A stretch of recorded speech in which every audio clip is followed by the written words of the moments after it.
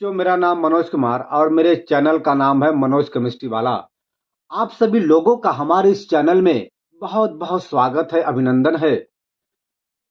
बच्चों, आज हम लोग यहाँ पर विभिन्न माध्यमों में ध्वनि की चाल को पढ़ेंगे कि विभिन्न माध्यम में ध्वनि की चाल क्या होती है। आज हम लोग इसे यहाँ पर जानने का प्रयास करेंगे, समझने का प्रयास करेंगे। अब आप लोग कॉपी और पेन लेकर के बैठ जाइए, क्योंकि यह सब बहुत रुचिकर होने वाला है और यहाँ से निश्चित रूप से एक प्रश्न आपसे परीक्षा में पूछा जाता है और एकाध क्वेश्चन कंपटीशन की परीक्षा में अवश्य आता है। तो अब आप लोग बिल्कुल तैयार हो जाइए और जो भी हम आपको यहाँ पर पढ़ा रहे हैं उसको आप बहुत ध्यान से, बहुत ही मन लगा करके देखिए, समझिए, पढ़िए। चलिए भैया, हम लोग यहाँ पर आज पढ़ेंगे विभिन्न माध्यमों में ध्वनि की चाल। ठीक है ना? हम लोग जानते हैं कि ध्वनि को एक स्थान से दूसरे स्थान तक जाने के लिए माध्यम की आवश्यकता पड़ती है। ये तो बहुत पुरानी बात है, हम लोग बहुत शुरू से ही इस चैप्टर में शुरू से ही हम लोग इसको पढ़ते आए हैं कि ध्वनि को जाने के लिए, चलने के लिए, एक स्थान से दूसरे स्थान तक जाने के लिए माध्यम की आवश्यकता पड़ती है। और वे माध्यम गैस, ठोस, द्रव कुछ भी हो सकते हैं। माध्यम आपका ठोस हो सकता है, द्रव हो सकता है, गैस हो सकता है। ठीक है ना? यहां पर अगर हम लोग ध्यान दें तो ध्वनि की चाल माध्यम के मुख्य रूप से दो बात पर डिपेंड करती है। क्या? प्रत्यास्थता और घनत्व। माध्यम की प्रत्यास्थता, प्रत्यास्थता और घनत्व, ये ठीक ना। ध्वनि की चाल माध्यम के मुख्य रूप से दो बात पर डिपेंड करती है। क्या? ध्वनि की चाल माध्यम की प्रत्यास्थता और माध्यम का घनत्व, इन दोनों बातों पर ही ध्वनि की चाल निर्भर करती है। ठीक है? अच्छा, अगर हम लोग जरा सा ध्यान दें, ये प्रत्यास्था क्या होता है? प्रत्यास्था मैं आपको बता दूं, जैसे मान लीजिए ये आपका एक लोहे का जो है पत्तल है। यदि हम इसको यहां से पकड़ करके इसको यहां से मोड़ें, बल लगाएं, हम लोग पाते हैं कि जब हम इस वस्तु पर बल लगा करके इसके आकार को बदल रहे हैं तो ये इस हमारे बाहरी बल का विरोध कर रहा है। देखिए, और जैसे ही अब देखिए, अब इसका आकार बदल गया ना। यदि हम इसको छोड़ दें तो ये अपने पूर्व स्थिति में आ जाती है, यानी कि अपने पूर्व आकार को ग्रहण कर लेती है। तो अब जो हम यहां पर बल लगा रहे हैं इसे हम लोग कहेंगे बाहरी बल।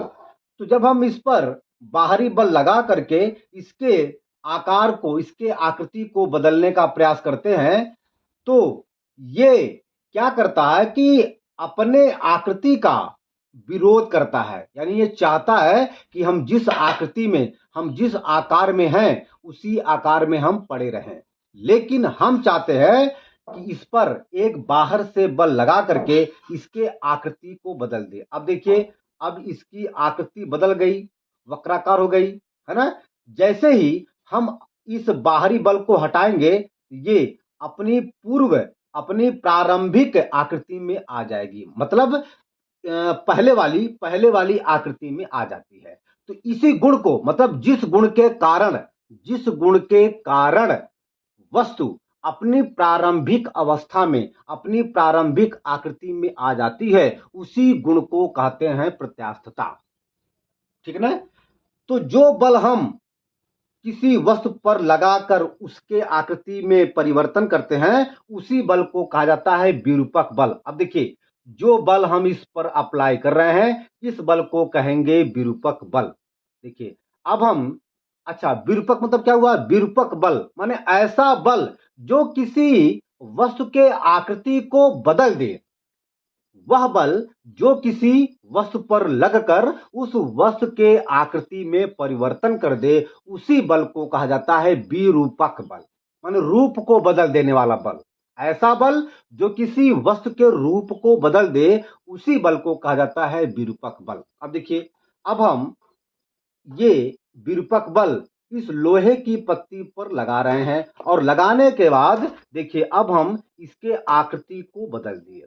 लेकिन जैसे ही जैसे ही हम इस विरूपक बल को हटाएंगे, यह वस्तु अपनी पहली वाली आकृति में आ जाती है।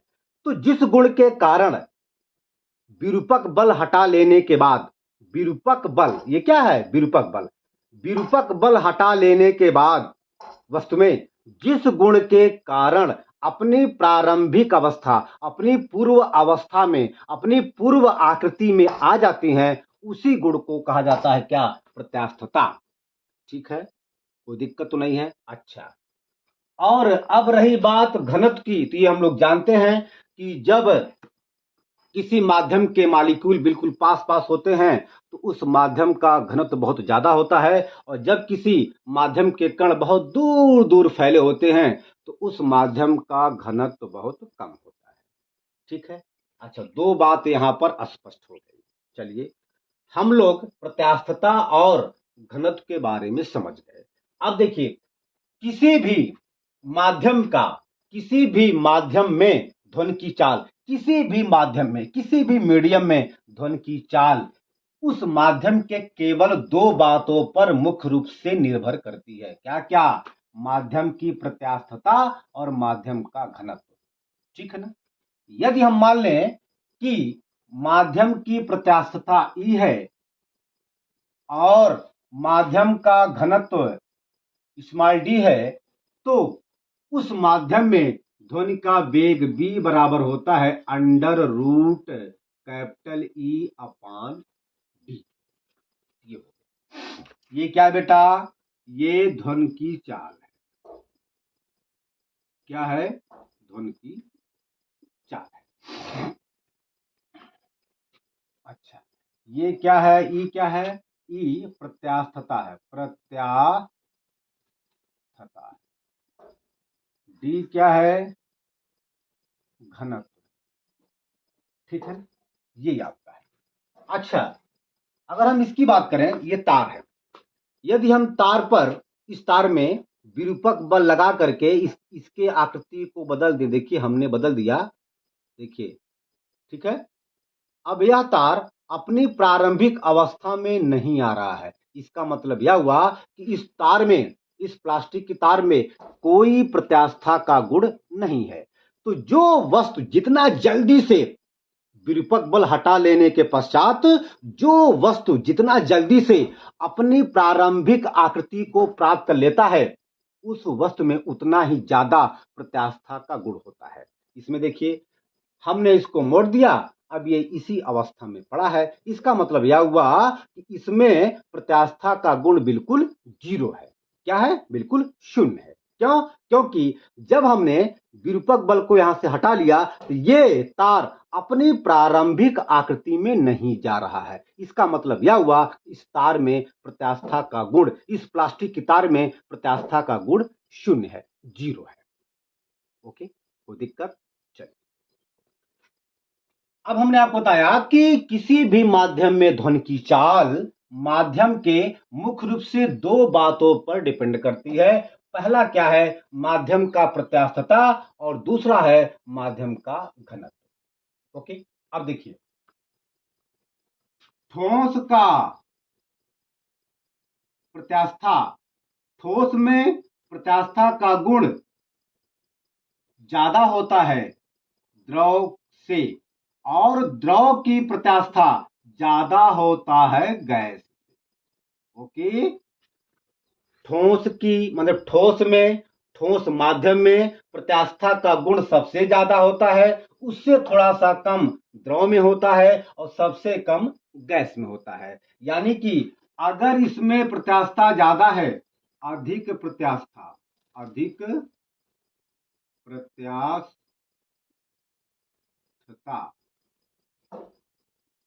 ठीक, और इसमें क्या है? सबसे कम गैस में या हवा में सबसे कम प्रत्यास्थता, और इसमें क्या है?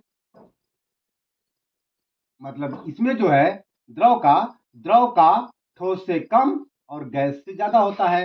तो अगर द्रव माध्यम में प्रत्यास्था का गुण ज्यादा है, इसका मतलब यह हुआ कि द्रव माध्यम, सॉरी सॉरी सॉरी गैस माध्यम, सॉरी ठोस में, ठोस माध्यम की प्रत्यास्थता सबसे ज्यादा होता है। तो अगर ठोस माध्यम में ठोस का प्रत्यास्थता का गुण सबसे ज्यादा है तो ठोस माध्यम में ध्वनि की चाल सबसे ज्यादा होगी। क्यों? आप लोग यहां पर देख सकते हैं, यहां पर V डायरेक्टली मतलब V समानुपाते करड़ी में E। यदि हम इसको अलग करें, देखिए V समानुपाते 1/करड़ी में D, हमने इन दोनों को यहां से निकाला है। अगर ई का मान बढ़ेगा तो बी का मान बढ़ेगा। ई क्या है? ई जो है माध्यम का प्रत्यास्थता का गुण है। डी क्या है? माध्यम का डेंसिटी है, घनत्व है। अगर ई का मान बढ़ेगा अर्थात प्रत्यास्थता, अगर किसी माध्यम का प्रत्यास्थता बढ़ेगा तो उस माध्यम में ध्वनि की चाल बढ़ेगी।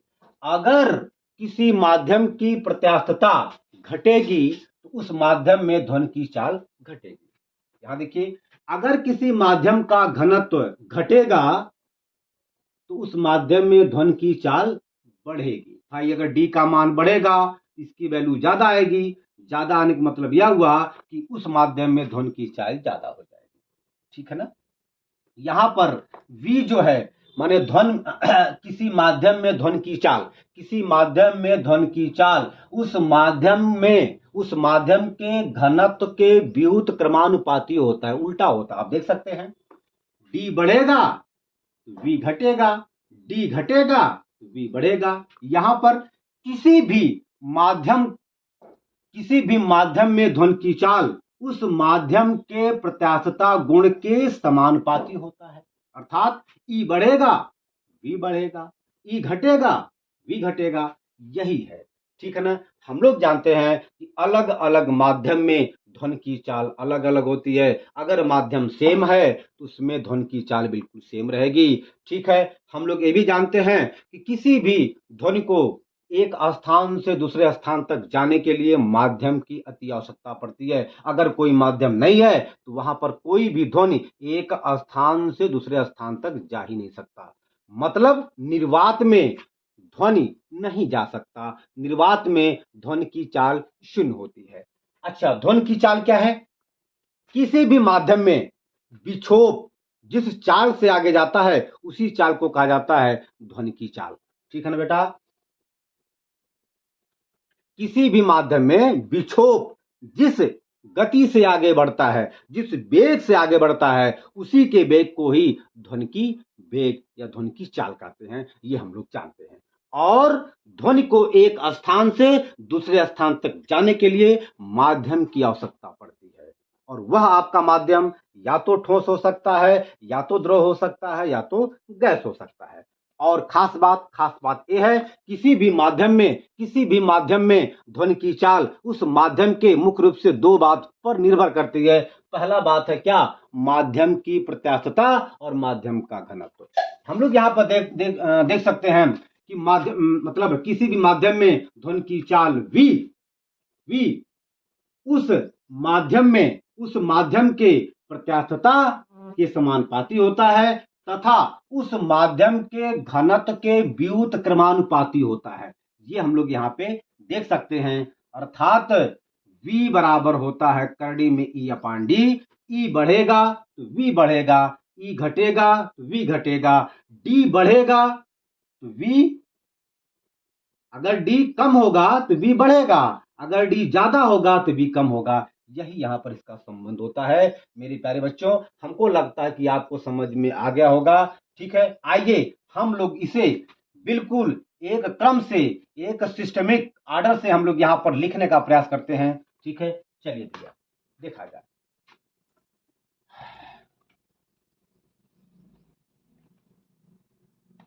लिखेंगे किसी माध्यम में विक्षोभ जिस वेग अथवा चाल से गति करता है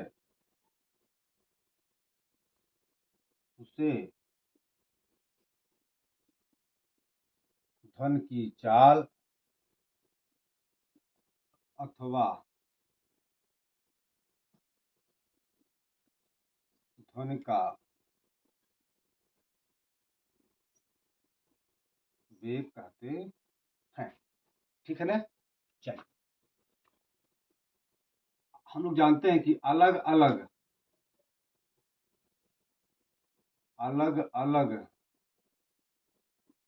माध्यम में ध्वनि की चाल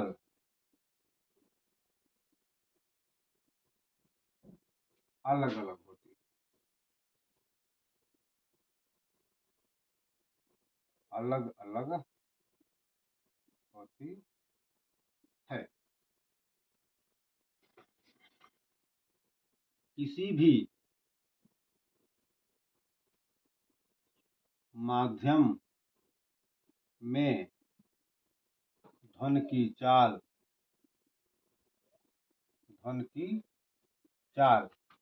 माध्यम के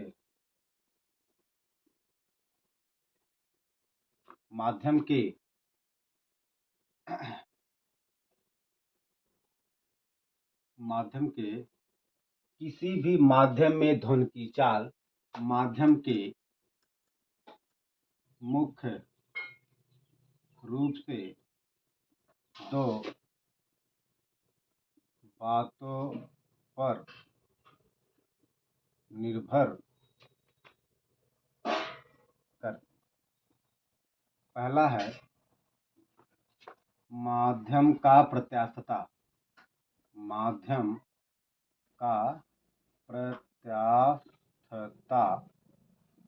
दूसरा है माध्यम का घन। यदि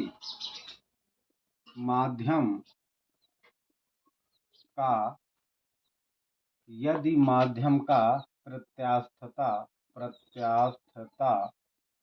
कैपिटल ई तथा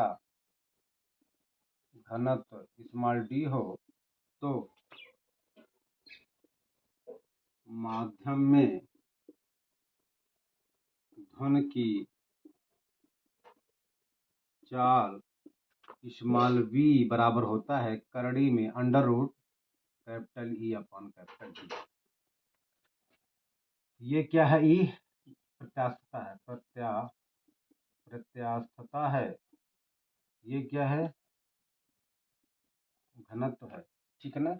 इसको हम लोग तोड़ करके लिख सकते हैं ऐसे, v समानुपाते करड़ी में कैपिटल ई, v व्युत्क्रमानुपाते 1 अपान करड़ी में d। ई बढ़ेगा v बढ़ेगा, ई घटेगा v घटेगा, d बढ़ेगा। देखिए v और d में उल्टे का संबंध है, मतलब विपरीत का संबंध है। इनमें से एक अगर बढ़ेगा तो दूसरा घटेगा, और यदि एक घटेगा तो दूसरा बढ़ेगा। देखिए, अगर d बढ़ेगा तो v घटेगा, अगर d घटेगा तो v बढ़ेगा। मतलब दोनों में ये संबंध होता है। इसमें जो है दोनों में एक ही संबंध होता है। अगर एक बढ़ेगा तो दूसरा भी बढ़ेगा, अगर एक घटेगा तो दूसरा भी घटेगा। यही इसका जो है संबंध होता है। ठीक है, कोई दिक्कत तो नहीं है। हमने बताया कि अलग अलग माध्यम में अलग अलग माध्यम में ध्वनि की चाल अलग अलग होती है। बिना माध्यम का कोई भी ध्वनि एक स्थान से दूसरे स्थान तक जा ही नहीं सकता। ये मतलब हम यूं कह लें कि निर्वात में ध्वनि की चाल 0 होती है, 0 होती है। मतलब निर्वात में ध्वनि गमन नहीं कर सकता। हमने यहाँ पर लिखा है कि अलग अलग माध्यम में ध्वनि की चाल, अलग अलग माध्यम में ध्वनि की चाल यहाँ पर हमने लिखा है। इसमें से एक क्वेश्चन आपको परीक्षा में जरूर मिलेगा, चाहे वो परीक्षा आपका कंपटीशन का हो, चाहे वह आपका स्कूल का परीक्षा कोई हो। तो अब आपसे हमारा रिक्वेस्ट है कि आप इन सारी चीजों को नोट कर लीजिए। ठीक है ना। तो ठीक है, आज हम अपने वीडियो का यहीं पे अंत करते हैं। अब हम अगले वीडियो में जो भी टॉपिक होगा उसको हम लोग बहुत ध्यान से बहुत ही प्यार से पढ़ेंगे। धन्यवाद।